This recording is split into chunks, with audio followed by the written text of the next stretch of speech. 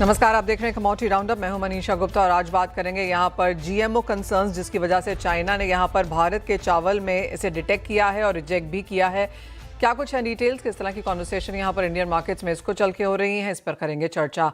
साथ ही साथ करेंगे यहां पर एथेनॉल ब्लेंडिंग पर बात, जहां पर जोर लगाया जा रहा है सभी एसोसिएशंस एंड इंडस्ट्री की तरफ से।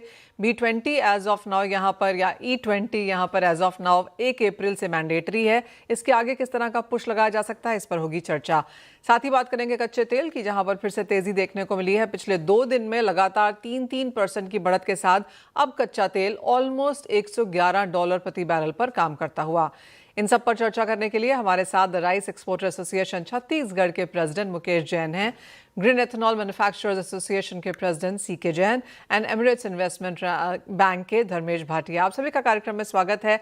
शुरुआत यहाँ पर कच्चे तेल के साथ कर लेते हैं। धर्मेश, जिस तरह की तेजी यहाँ पर देखने को मिली है 110, 111, और ये ऐसे समय पे है जब कोई नई ट्वीट नहीं आ रही, कोई नई स्टेटमेंट नहीं है, लेकिन कच्चा तेल रोज रोज थोड़ा थोड़ा बढ़ता जा रहा है। डेफिनेटली अगर आप देखें तो लास्ट 3 दिनों में काफी अच्छी तेजी देखने मिली और कच्चे तेल ने ऑलमोस्ट $10 की तेजी प्राइस में दिखा चुका है। ब्रेंट और नामेक्स की जो स्प्रेड थी वो भी थोड़ी सी अभी नैरो डाउन हो चुकी है। डोमेस्टिक मार्केट की बात करें तो प्राइस अराउंड 9,500 तक जाते हैं, फिर से वहां से एक शार्प डिक्लाइन देखने मिल रहा है प्राइस में। तो एक रेंज है, अभी भी रेंज में टिका हुआ है, बट ये स्पेशली अगर आप देखें तो शॉर्ट टर्म में मार्केट, मुझे लगता है कि प्राइस यहाँ से और बढ़ सकता है। अराउंड $115 तक के लेवल्स आपको ब्रेंट में देखने मिल सकते हैं। जो कंसर्न अभी भी है वो है सप्लाई कंसर्न, और जो जुगलबंदी चल रही है ईरान की बाकी सारे देशों की वजह से, तो प्राइस में अभी भी अनसर्टेनिटी बनी हुई है। हरिकेन सीजन जून जुलाई आ जाएगा, प्लस अब देखिए समर डिमांड भी आ सकता है, तो ये दोनों कारण है जो प्राइस को एक इन्फ्लेट कर रही है। जब तक समझौता नहीं होता प्राइस इसी दायरे में रहेगा। स्पेक्युलेटर्स अभी भी इसमें बाय करने की कोशिश कर सकते हैं, और मैं एक्सपेक्ट करता हूँ कि 10,000 के स्तर आपको फिर से देखने मिलेंगे। प्लस अगर रुपया लुढ़कता है, फिर से 95 की तरफ जाता है, तो ये तेजी और भी बढ़ सकती है। तो ये शॉर्ट टर्म में अभी भी मार्केट बुलिश है। आपको लगता है रुपया 95 की तरफ फिर से जा रहा है? डेफिनेटली मुझे लगता है कि जिस तरह कच्चा तेल बढ़ रहा है और सोना ऊपरी तरफ पर सस्टेन हो रहा है, इलेक्ट्रॉनिक्स हाई है, तो जो इंडिया की ट्रेड डेफिसिट है उसमें इसका काफी अच्छा योगदान है। तो मेरे हिसाब से जब तक आरबीआई इंटरवेंशन नहीं कर रही है तब प्राइस स्टेबल है। जैसे वो हट जाएगी प्राइस में फिर से आपको 95, 96 तक देखने मिल सकता है। 115 आपने कहा धर्मेश, और काफी हद तक ग्लोबल बैंक्स एंड ब्रोकरेजेस का ये भी मानना है कि अगर मे एंड हो जाता है और यही स्टेटस को चलता है, अगर एक रेजोल्यूशन स्ट्रेट ऑफ हॉर्मुज में नहीं निकल के आता, तो पॉसिबिलिटी है कि प्राइसेस $120, $130 प्रति बैरल तक भी जा सकते हैं। इतनी बुलिशनेस हो सकती है मई के महीने में? देखिए, अगर आप जियो पॉलिटिकल टेंशन और जो रिस्क प्रीमियम है और वॉर प्रीमियम $20 से $25 का होता है, सप्लाई कंस्ट्रेंट के कारण प्राइस में थोड़ी सी और एक इन्फ्लेटेड प्राइस होगा। बट अगर आप ओवरऑल देखें तो जो ओपेक की भी जो न्यूज है कि सप्लाई, वो अगर ये स्टेबल होती है तो सप्लाई फिर से अच्छी खासी हो जाएगी बाकी सारे देश की तरफ से। तो अराउंड $115, $120 नो डाउट एक स्पेकुलेटिव बाई हो जाएगी, बट सस्टेनेबिलिटी नहीं हो सकती ज्यादा दिनों तक, क्योंकि काफी सारे ब्रिक्स कंट्रीज है जो प्रेशर में आ जाएगी, उनकी कंट्री की इकोनॉमी थोड़ी अनस्टेबल हो जाएगी। तो ये एक एक बहरहाल न्यूज हो सकती है मार्केट में कि कंटिन्यूसली मार्केट में प्रेशर आ सकती है ऊपरी स्तरों पर। 115, 120 स्टेबल प्राइस है, इसके ऊपर काफी कम गुंजाइश है सस्टेन होने की। हम्म धर्मेश, एक और चीज़ है और वो बेसिकली गैस है, जहां पर मार्केट्स को लगता है कि क्रूड के प्राइसेस चढ़े ही हैं, गैस के भी यहां पर जोरदार चढ़े हैं, और गैस को लेकर ज़्यादा चिंता रह सकती है अगर स्ट्रेट ऑफ हॉर्मुज की यही हालत रही। डेफिनेटली ये प्राइस में काफी स्टेबल प्राइस है। अगर आप देखिए नेचुरल गैस 250 से लेके 280 के दायरे में ट्रेड हो रहा है। ऑलमोस्ट जब वॉर स्टार्ट हुआ तो 300 के स्तर दिखा चुका था, तो वहां से प्राइस ने भी एक गोता लगाया, बट ये काफी अच्छा लेवल है, यहाँ पे बाइंग इनिशिएट कर सकते हैं। ये एक साइक्लिकल कमोडिटी है, अगर अक्टूबर से लेके जनवरी तक इसकी पीक टाइम होती है, बट करंट लेवल पे अगर आप सस्टेनेबल देखें तो 250 का लेवल काफी अच्छा लेवल है यहाँ पे बाय करने का। मेरे हिसाब से 270, 275 के स्तर आपको फिर से देखने मिल सकते हैं। ये एक बार्गेन बाय है, मेरे हिसाब से सारे निवेशक इसमें डेफिनेटली बाय करके अपनी पोजीशन बिल्डअप कर सकते हैं। गोल्ड एंड सिल्वर में क्या करने की राय देंगे धर्मेश, क्योंकि यहाँ पर गिरावट के साथ कारोबार है, और सोने में हमने 4700 के स्तर टूटते हुए देखे हैं। चांदी जस्ट अबाउट $75 एन आउंस के आसपास कारोबार कर रही है। इंडिया में किस तरह के ट्रेडिंग स्ट्रैटेजीज या पोजीशंस आप लेने की राय देंगे? देखिए, गोल्ड एंड सिल्वर में मुझे लगता है कि थोड़ा सा एक दबान बरकरार रह सकता है। चांदी फिर से मुझे लगता है कि 70 के निचले स्तर पे आ जाएगी, और डोमेस्टिक मार्केट में 2,10,000 से लेके 2 लाख के स्तर आपको देखने मिल सकते हैं। और रही सोने की हम्म तो यानी कि कुछ मुनाफा वसूली यहाँ पर मेटल्स में देखने को मिल सकती है। चांदी में हमने देखा है जोरदार गिरावट वहां पर आते हुए, करीब करीब 2.5% की गिरावट अंतर्राष्ट्रीय बाजारों में है, 1.25% की गिरावट यहाँ पर सोने में भी है। धर्मेश, आपने कहा 70 के लेवल्स चांदी टेस्ट कर सकती है, और गोल्ड में क्या आएंगे लेवल्स? मेरे हिसाब से अराउंड डोमेस्टिक मार्केट में एक 1,48,000 और इंटरनेशनल मार्केट की बात करें तो अराउंड 4,550। ऑलराइट, तो मुनाफा वसूली की एक्सपेक्टेशन। और फाइनली मेटल्स में क्या एक्सपेक्टेशन है यहाँ पर? कुछ तेजी देखने को मिली है क्रॉस मेटल्स यहाँ पर, बाइंग रिकमेंडेशंस आपको लगता है अभी भी जारी रहेंगी? मेरे हिसाब से छोटी अवधि के लिए आप कॉपर में बिकवाली करके चल सकते हैं। काफी शार्प रैली दिया है। मेरे हिसाब से अराउंड 1,250 तक के लेवल्स आपको देखने मिल सकते हैं। धर्मेश, बहुत शुक्रिया हमारे साथ आज यहाँ पर जुड़ने के लिए। तो जहाँ तक कच्चे तेल की बात है, $115-120 तक के लेवल्स वहाँ देखने को मिल सकते हैं। कुछ मुनाफा वसूली यहाँ पर सोने और चांदी में और गहरा सकती है। कॉपर में भी कुछ बिकवाली करने की राय यहाँ पर धर्मेश की वजह से। आपकी स्क्रीन पे चांदी है, जोरदार गिरावट के साथ कारोबार वहाँ पर बनता हुआ नजर आया है। ऑलमोस्ट 3% की गिरावट, 70 से नीचे ऑलमोस्ट 73 के लेवल्स चांदी में यहाँ पर बनते हुए। भारतीय प्राइसेस आपके सामने लेकर आएंगे, क्योंकि आपको याद दिला दें ऑल टाइम हाई जो चांदी का जो इसी साल में बना है वो है 4,22,000 का। 2,40,000 के नीचे के लेवल्स फिलहाल यहाँ पर। तो चांदी में जिस तरह की मुनाफा वसूली आई है अभी भी शायद पूरी नहीं हुई है, और वो गिरावट का स्तर आज भी यहाँ पर जारी। वेल, कच्चे तेल में जो तेजी है उसका एक इम्पैक्ट हमने यहाँ पर बायोफ्यूल्स पे आता हुआ देखा है। एथेनॉल का पुश हमने यहाँ पर काफी स्ट्रॉन्ग बनता हुआ देखा। हमारे साथ इसी पर चर्चा करने के लिए मिस्टर सीके जैन है। मिस्टर जैन, नमस्कार। कैसे देखते हैं आप इंडिया जिस तरह से अब E20 मैंडेटरी है, लेकिन क्लियरली सभी एसोसिएशंस, पूरी इंडस्ट्री का फोकस अब ये है कि E20 के बाद क्या? देखिए, ये आज इतने जियोपॉलिटिकल सिचुएशन में E20 प्रोग्राम जो 2018 में बना था, उस वक्त एक ये अजूबा सा लगता था। हम लोग कहते थे इसे रेवोल्यूशन। आज उसकी इम्पोर्टेंस उससे ज्यादा हो रही है। आज E20 एक बेंचमार्क था। अब हमारी सरकार को मैं उसमें उनको शुभकामनाएं, मुबारकबाद देता हूं कि उन्होंने ये अच्छा प्रोग्राम, इतना विजनरी प्रोग्राम 2018 में निकाला है, जो कि आज काम दे रहा है। आज हम सरकार हमारी 2025 BIS स्टैंडर्ड करने जा रही है, तो 2025 तक ये हो जाना चाहिए। इसके साथ साथ सरकार ने E85 भी इंट्रोड्यूस करने को कहा है। तो इथेनॉल एक ऐसी चीज है जो डोमेस्टिकली प्रोड्यूस्ड है, 100% डोमेस्टिकली। किसी भी हार्मोज से कोई फर्क नहीं पड़ेगा, किसी भी इंटरनेशनल एनर्जी क्राइसिस से फर्क नहीं पड़ेगा। जितना इथेनॉल इस्तेमाल होगा उतना हमारा रिस्क मिटिगेट होगा। दूसरी चीज ये है कि इथेनॉल के अलावा, सिर्फ पेट्रोल के अलावा, there are many other thing which we can do. Like government is encouraging that किसी तरह से कुक स्टोव में जो स्टोव इथेनॉल से चलें, जो LPG से थोड़ा बहुत 10-15% वो उसे रिप्लेस कर सकें, उसके लिए भी स्टडी चल रही है। और मेरे को आशा है बहुत जल्दी ये इसमें आ जाना चाहिए, स्टोव में भी इथेनॉल, एटलीस्ट कमर्शियल यूज के लिए। डोमेस्टिक 15 से 20% भी हम लोग रिप्लेस कर पाए, बहुत बड़ी चीज होगी। इसके अलावा कई सारे और हैं। जी मिस्टर जैन, ऑफ कोर्स बढ़त और पुश यहाँ पर हमने ऑब्वियसली यहाँ आता हुआ देखा है, लेकिन जहाँ तक टेक्नोलॉजी की बात है, जहाँ तक इंश्योरिंग की ये सेफ है, पॉलिसी स्ट्रॉन्गर, बड़ा रोड मैप यहाँ पर, पॉलिसी फ्रेमवर्क आप कहेंगे वो थोड़ा सा यहाँ पर मिसिंग है। लास्ट टाइम जब हमने बात की तो मुझे याद है आपने फ्लेक्सी फ्यूल्स के बारे में भी यहाँ पर बात की थी कि उसकी पॉलिसी में भी कुछ सुना जाना चाहिए। एक्सपेक्टेशन ये था कि शायद पिछले हफ्ते सरकार यहाँ पर E8500 ट्रायल की कोई नोटिफिकेशन निकाल सकती है, लेकिन एज ऑफ नाउ वो भी आता हुआ नजर नहीं आया। नहीं, अब थोड़ा सा सरकार टाइम लेती है। आज सर लोग बिजी हैं वहां से अपने जहाज निकालने में। 2-4 दिन में आपके पास कुछ ना कुछ आ जाना चाहिए। और सरकार बहुत प्रोएक्टिव है इसमें, सरकार का कहीं कमी नहीं है। कई सारे उसमें हर्डल्स होते हैं जिनको वो दूर कर रही है। ऐसा नहीं है सरकार एकदम डंडा लेके सबके पीछे बैठ जाए। कई सारे हर्डल्स हैं, ऑटोमोबाइल मैन्युफैक्चरर्स हैं, सियाम है, BIS है, कई सारी चीजें उन सब से बात करके कर रही है। ये हमें बिल्कुल यकीन है। बहुत जल्दी फ्लेक्सी व्हीकल भी आएंगे, बहुत जल्दी E85 भी होगा, बहुत जल्दी BIS स्टैंडर्ड 25 भी होगा। कुक स्टोव भी आएंगे इथेनॉल के। इसके अलावा SAF की भी हमारी चल रही है, उसका भी हमारे प्लांट लग रहे हैं कई सारे। तो SAF भी आएगा। तो ये सारे जो है डोमेस्टिकली प्रोड्यूस फ्यूल्स है।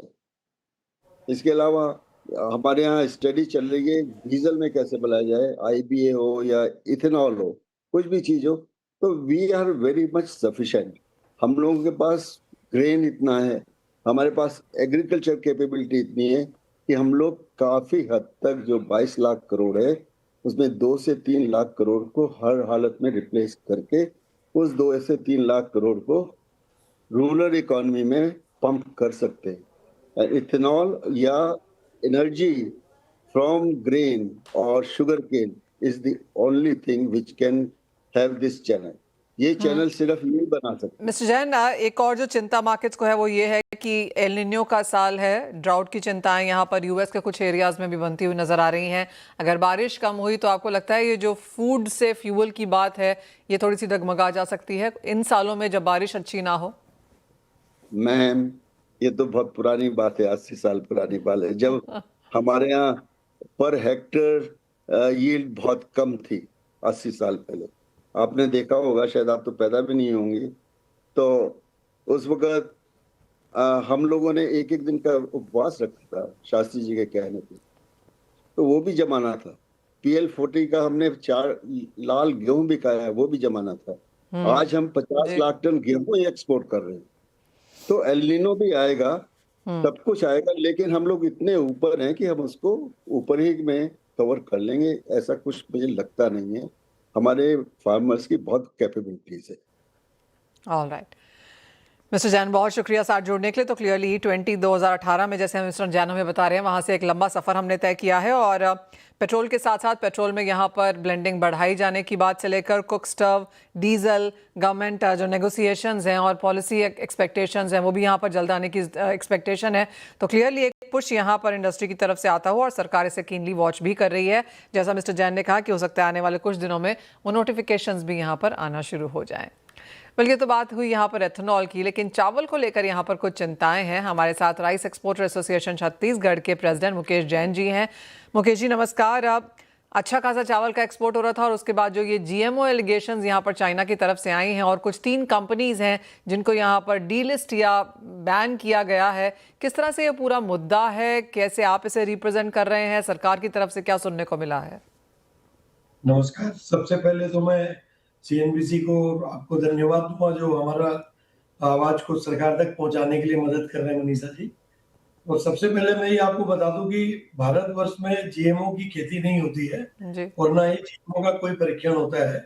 यहाँ से सारा जो किसानी होता है नॉन GMO का ही होता है और एक्सपोर्ट भी नॉन GMO का ही होता है। जो निर्यातक पहले उसका सर्टिफिकेट ICAR जो भी SGS है, ब्यूरो वेरिटास है, EIC है, सभी जो मान्यता प्राप्त लैब से उसको चेक करा के प्री शिपमेंट उसके बाद वो एक्सपोर्ट को करता है। उसके बाद जब चाइना पहुंचता है, चाइना में उसको जानबूझकर रोक दिया जाता है और उसको 20 दिन 25 दिन टेस्टिंग में लिया जाता है, जिससे निर्यातक का डेमरेज, डिटेंशन, बहुत सारे फाइनेंशियल बर्डन्स, कैश फ्लो में रुकावट, तो काफी कुछ आ जाता है। और 16 तारीख को हमने अपीडा का चिट्ठी प्राप्त किया था कि 3 कंपनियां को टेम्पररी स्थगन किया गया चाइना के द्वारा, जो कि GMO के लिए रीजन बताया गया था।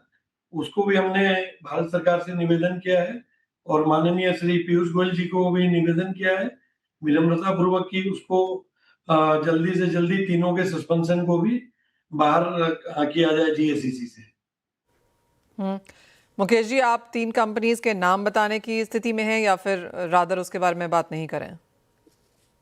वो नहीं बताया तो ठीक है, वैसे पब्लिकली न्यूज़पेपर किया है। Point taken. ठीक है मुकेश जी, क्या ये पहली बार ऐसा हुआ है या फिर इंडिया शिपमेंट्स को पहले भी इस तरह की स्थिति का सामना करना पड़ा है? इस तरह का स्थिति 2021 में भी यूरोप से हुआ था। उस टाइम कॉमर्स मिनिस्ट्री ने तुरंत PIB के जरिए नोटिफिकेशन निकाला था।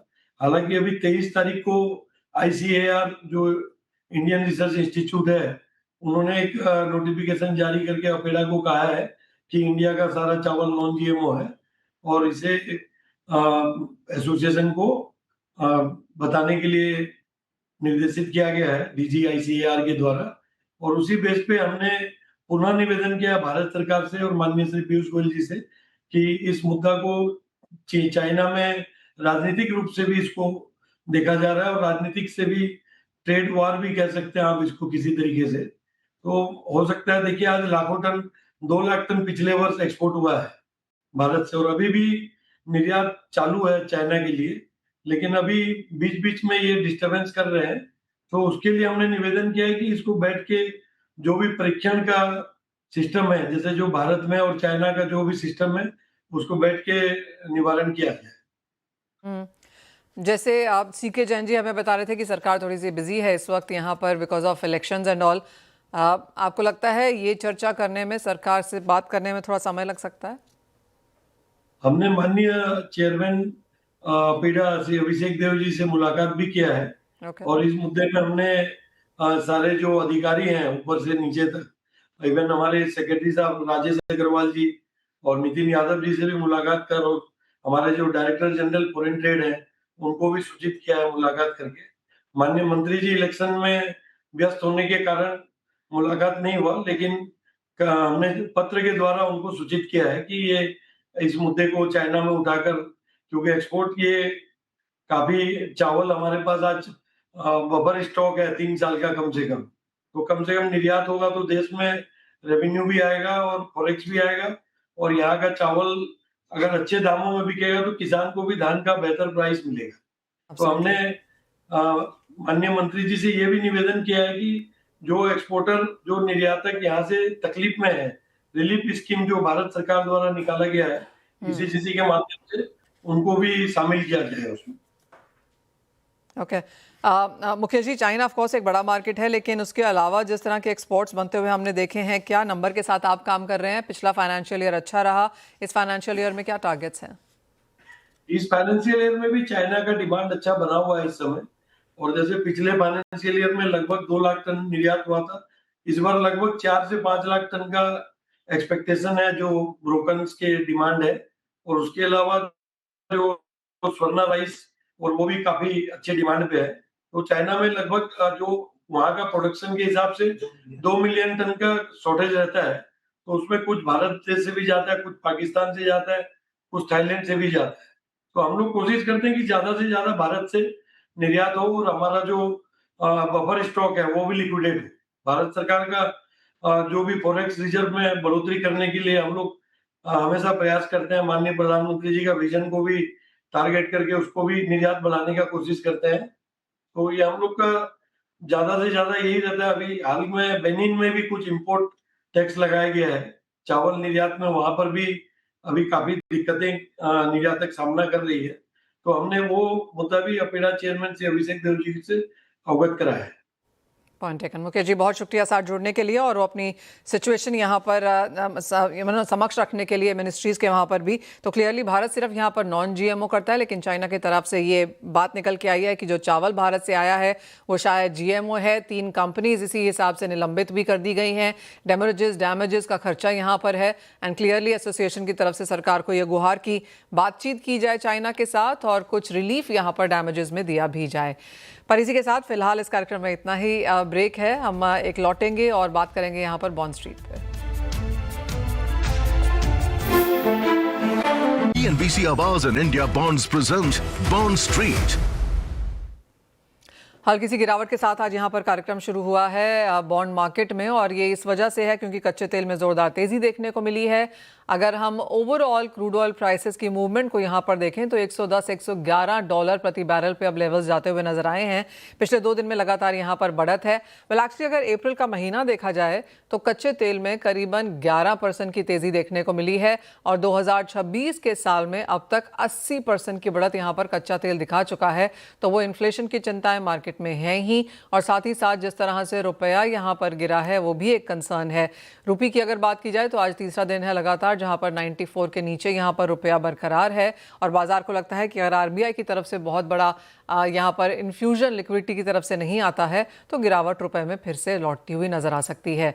इंटरनेशनल क्यूज की अगर बात की जाए तो यूएस के यील्ड्स में भी गिरावट देखने को मिली है। 15 साल का बॉन्ड यहां पर लुढ़का है, और यही हाल काफ़ी हद तक एशियन रीजन का भी रहा जहां पर हमने बॉन्ड्स में कमजोरी आते हुए देखी। इसके अलावा बाजार की नज़र एक और चीज़ पे रहेगी और वो है कि आज 7 राज्यों की तरफ से 14,500 करोड़ के जो बॉन्ड्स हैं वो यहाँ पर बेचे जाएंगे।